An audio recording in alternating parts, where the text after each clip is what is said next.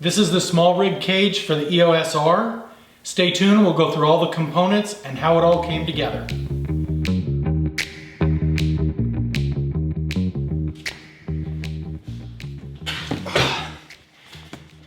Okay, so today I'm going to be doing, really excited to be doing this Smallrig cage for my EOS R. So let's see. Let's start with this. Okay. This is the top handle for the cage. Smallrig ships in these Ziploc bags, and then they're also in some bubble wrap. So that's the top handle. And kind of a nice feature here is they put the Allen wrench is attached magnetically into the handle so that you don't lose it. Next item. Oh, very good. This is the wooden handle. It's a side handle.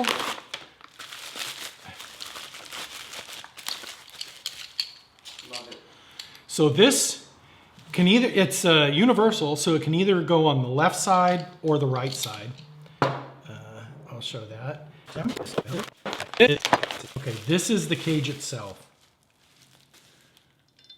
And interestingly, there's zero additional hardware.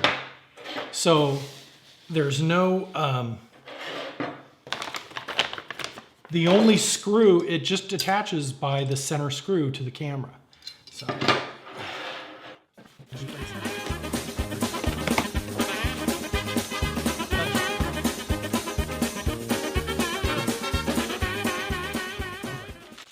Okay, I know what this is. So what this is a hot shoe extension. So I believe this is going to mount like this. It gives me additional, it's actually a cold shoe extension. It gives me an additional cold shoe to mount to off on the right side of the camera. And that comes with this hardware to actually attach that. This is a Hdmi clamp. So what this does is if you plug a HDMI cable into the port on the EOS R, this actually clamps onto the cable to keep it secure, keep it from being pulled out of the camera.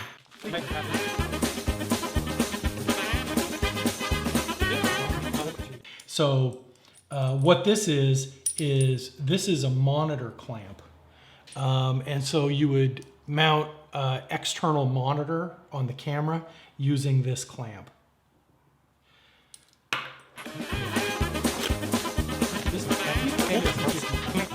So what this is really awesome. This gives you a second attachment point for the zoom crane. And I have that right here. What I'll do is take the tripod base off. And so what happens is you can mount this so that then you have, you can do two-handed operation. The other thing is this has a cold shoe. This has a cold shoe on the handle as well as a 3/8 and 2/4 inch threaded holes. So now we'll go ahead and assemble the camera into the cage. So what I have here is EOS R, and on this camera I've got, right now I've got my 16-35 f4 Canon lens, and it's attached to the camera using the Canon variable ND filter adapter. So when I'm shooting outdoors, I can still use wide open apertures and not have to increase my shutter speed or stop down my aperture. So I'm not sure if this is going to fit with the lens attached.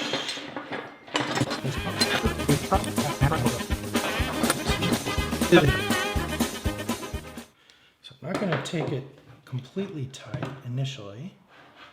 Okay, it's got a really good fit. I think it's because it has a stop at the front of the camera, so that when you mount it, it it doesn't, you don't get any wobble or movement. So I'm going to take this down fairly tight.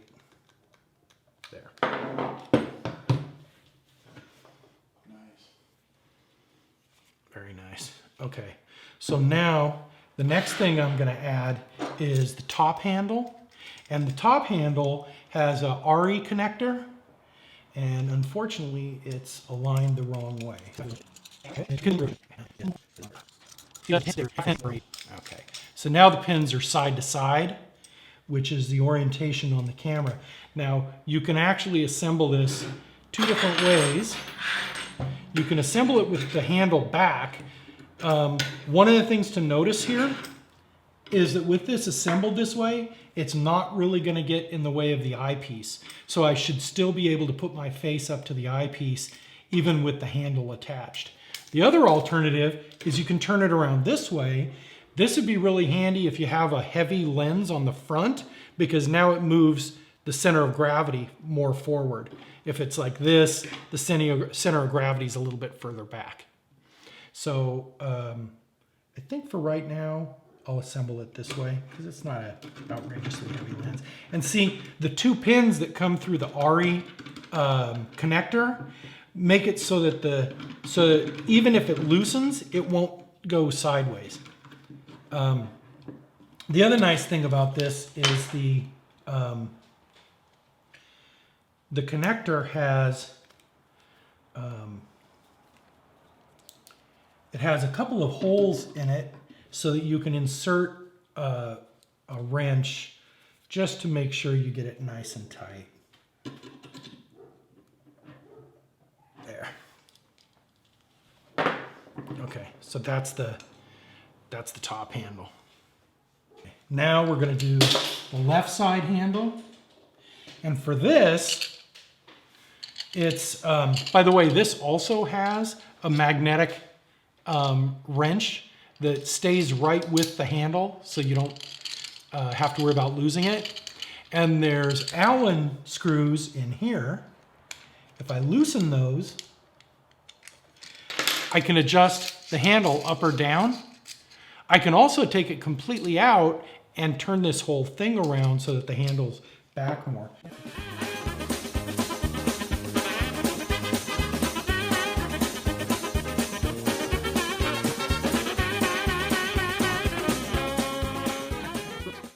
No, that's right. That's right, just like that. Okay, that's perfect. Okay. The next thing I would do is add this extra cold shoe. What this does is, what I mount over here may make some noise, and so I want to get my mic as far away from this side as possible. That is awesome.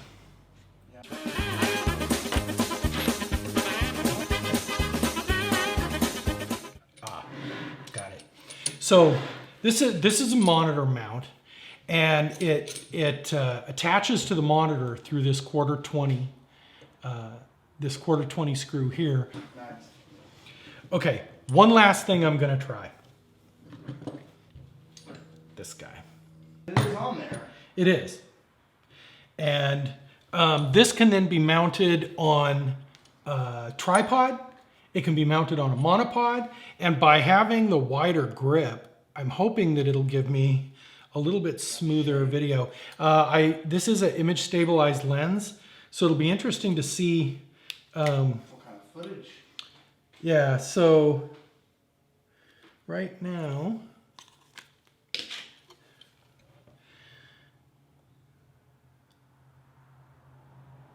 let's see.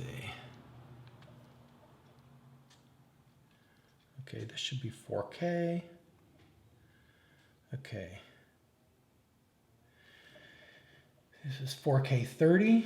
So let's take my ISO and let's bring it up.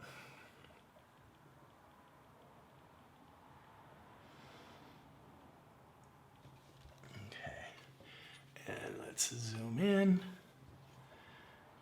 There we go. Okay, Connor, you're on camera. Right on. How's it looking? Well, what the real challenge is, can I hold it like this? Okay, now I am recording, handheld. I can see that it's staying focused on Connor's face. It's 10,000 ISO because the lighting, there's no lighting on Connor. But it'll be interesting to see if we get a little bit smoother video. What happens if I shoot around?